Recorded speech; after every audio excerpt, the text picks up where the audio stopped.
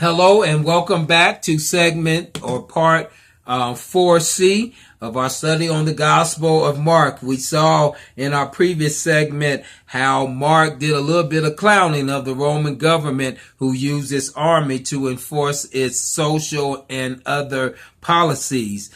We do know, historically speaking, that the Roman army's 10th Legion was the part of the army, or the legion, the 2,000 to 3,000 fighting men that actually knocked down the Jewish temple in Jerusalem and helped to expel the Jewish people from that region.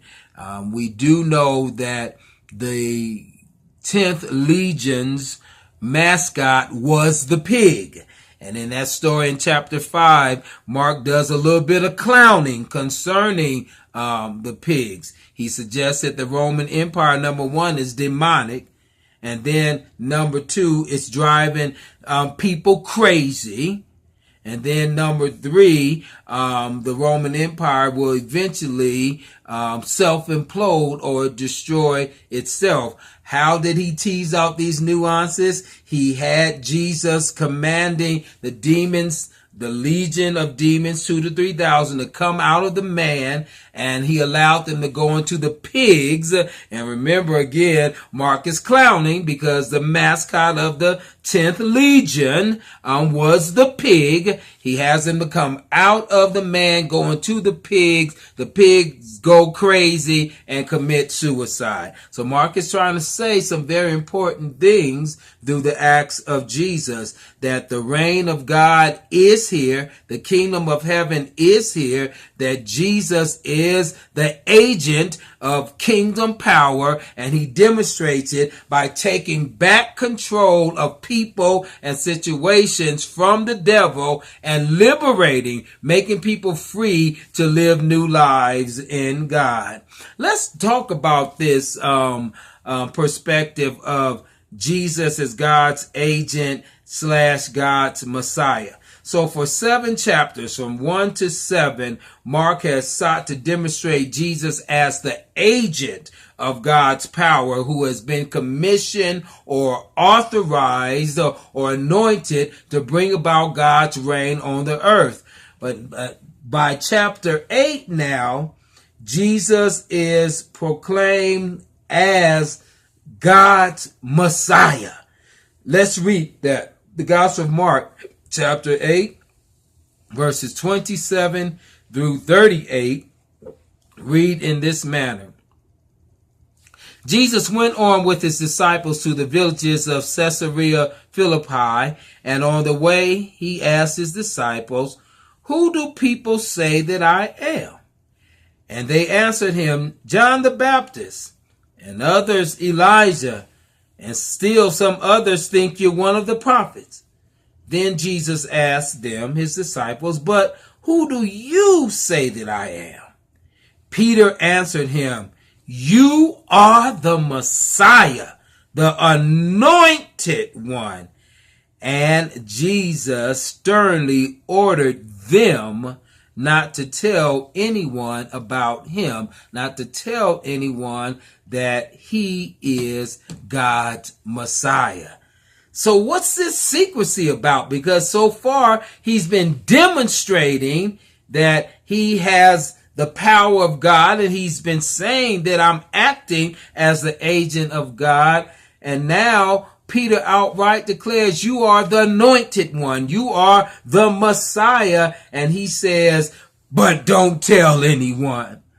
Why does Mark record Jesus as instructing the disciples not to tell other people about him being the Messiah, the anointed one, our present day Christ?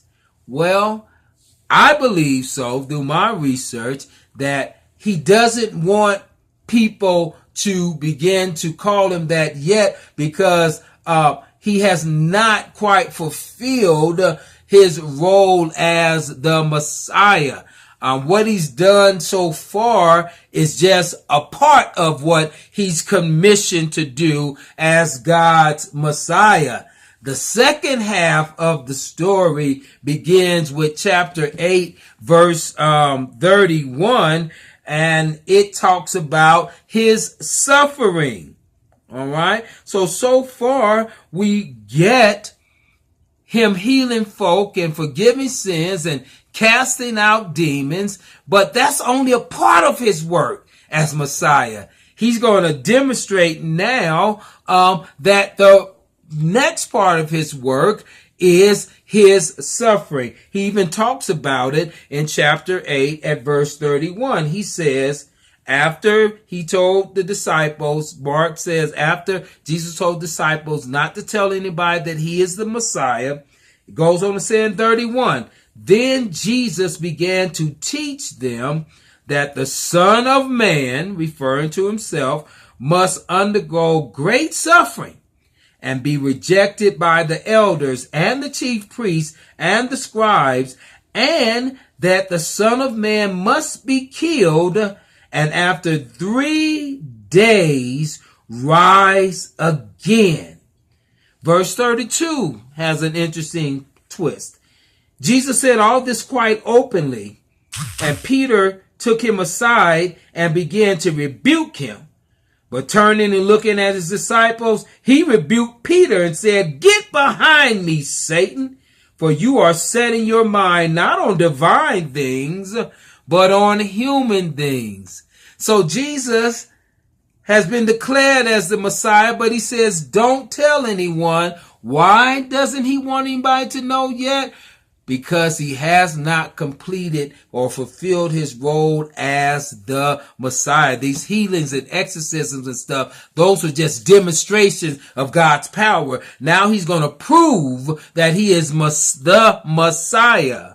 All right, of God. Let's continue on. This is getting good. But we know some people are not buying it anyway. And we're going to talk about that when we come back. Why people are not buying that Jesus is God's Messiah. All right, be right back. Hit the website, www.wtfo.biz. Be right back.